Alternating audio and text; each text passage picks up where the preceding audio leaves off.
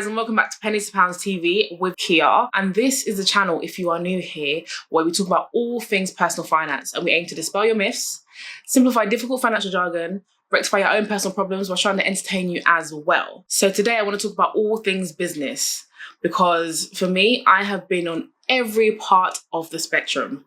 I have been employed. I have been unemployed. I have been self-employed and I have been a limited company. So let's run through the different types and how they all work really. Just a little disclaimer before we start. You should use this video as guidance to make your decision, but always do additional research. I'll put any relevant links in the description for you to have a look at. There are other business models out there, but just for this video, we're just going to cover sole trader and limited company. But let's get into it. So what exactly is a sole trader? So a sole trader is as it sounds. It is someone who is self-employed and is the sole owner of their business. So as a sole trader, you are self-employed, you work for yourself, and you register and basically let HMRC know that you're working for yourself. This means that your business is run solely by you. So with that being said, it means that all profits that you make are yours. However, you're also liable to pay any taxes and national insurance by filling your self-assessment form. You have to fill that in and pay for that yourself. So when you work, your national insurance, any taxes or any other contributions that you make get automatically deducted from your payslip. When you're self-employed or a sole trader, you have to pay those yourself. So make sure that you set aside that money because when it comes to pay, you've got to pay up to HMRC. As a sole trader, you are solely responsible for any and all liabilities that come onto your business. So that means that if your business is in debt, you are the one who has to front up that money and you are solely liable for that. So some advantages of being a sole trader is it's really quite easy to set up. There's very little paperwork and it can all be done online yourself when you want to set it up. And the only main bit of paperwork you have to submit is your annual tax return, like I mentioned, your self-assessment tax return once a year at the end of the tax year, HMRC. Another big pro of being a sole trader is you have a lot more privacy than you would if you're a limited company. So if you're a limited company, which I'll get into in a minute, you will have to register yourself on something called Companies House. Now on Companies House, you have to detail everything. Who is part of the company, the hierarchy, who works for who, what different roles are, where you're incorporated at, where these people live. Everything is up on the internet and can be searched by anyone. Whereas when you're a sole trader, only HMRC knows your details. It's not on the web for people to be able to search whenever they want. Only HMRC knows. So now let's move on to disadvantages. So as I mentioned, explaining earlier in the sole trader, you have unlimited liability when you're a sole trader. You are not viewed as a separate entity. You and your business are both one. So if you end up going into debt, then you may have to sell your assets. For example, if you have any cars, houses, any assets you may hold to be able to finance that debt for your business because you're one and the same. Another downside is as a sole trader, it is quite hard to get access to extra finance. So banks tend to favor more towards limited companies as opposed to sole traders. So obviously you can get a personal loan if you wanted to, but it is a lot harder to get a bigger lump sum as a sole trader compared to a limited company. Depending on how much you earn, tax relief tends to be more favorable to limited companies than to sole traders. So it may, when you get to a certain point, you may want to think about actually moving to a limited company to be able to benefit from tax relief in that sense than stay as a sole trader, as you may find it may be less lucrative to be a sole trader. Now let's move straight on to the second type of business, which is a limited company. So a limited company is a privately owned business that is owned by its shareholders and run by its directors. So unlike a sole trader, a limited company is its own legal entity separate to its owners, which means that any legal rights and finances to do with the company is completely separate to that of its owners.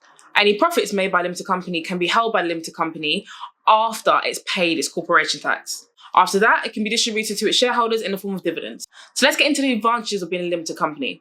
So unlike a sole trader, a limited company offers limited liability. So this means that if I was someone who puts in money into my company, I'm only liable for the amount that I put into the company. So my own personal assets, my house, my car, whatever I personally own isn't on the line to pay back any kind of debts that are incurred by the limited company. In general, tax relief tends to be a lot kinder on corporation tax or taxes on profits that the limited company makes compared to income tax that sole traders pay. Also, limited companies are able to deduct things and expenses, such as if you're hiring an office, if you're trying to get office equipment, you're able to offset that against any taxes that you may need to pay as a limited company. Another big pro is that once you've registered your company, no one else could trade under that same name as you. Whereas if you're a sole trader, you're not actually offered that kind of protection. So you could be called Betty's Barbers as a sole trader and someone else as another sole trader can operate under the same name. However, if I register Betty's Barbers,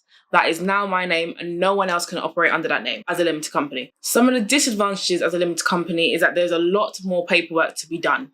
You have to file yearly annual reports as well as annual accounts, not to mention any other paperwork that needs to be done as well for your limited company. This in turn can end up being quite costly. Because there's a lot of paperwork that needs to be done, a lot of it can be a bit confusing. You may actually need to hire an accountant to help you figure that all out and get that all in check, which again is another added cost as a limited company. Whereas as a sole trader, you fill in your own personal annual tax return, which is self-assessment, you fill it in yourself. You don't have to hire anyone else to help you fill that in. As I mentioned earlier in the sole trader section, all of your information can be found on Companies House. Or quick Google, all of your information can pop up, including all your directors, shareholders, everyone. All the information is online for anyone to see. You're not actually offered the same privacy as a sole trader may have. So that's kind of like an overall, general kind of difference between being a sole trader and being a limited company. So just to recap, as a sole trader, you are operating as yourself, so you're self-employed, you have to file your own taxes, pay your own income tax, and pay your own national insurance. However, you're afforded the privacy of knowing your personal details, and it is also relatively quite simple and straightforward to set up as a sole trader. Whereas as a limited company, it is as it sounds. You have limited liability in the business. It is a separate legal entity to yourself. Any profits made by a limited company, once you've paid any corporation tax, can be offered up to shareholders in the form of dividends. And you also get more favourable tax relief as a limited company, as you're able to deduct things, deduct expenses against your taxes. But yes, I hope you guys have enjoyed this video. Like I said, it's just kind of like an overall kind of explanation of the difference between a sole trader and a limited company. If you want to learn more, then please do your research before you sign up for any of them. I'll put all relevant links in the description below for you to click through and go and have a look. I'll even put in the links if you want to sign up straight to become a sole trader or limited company within HMRC. You can just click through and go straight there. But yes, hopefully this video has helped. Be back again with another video end of this week.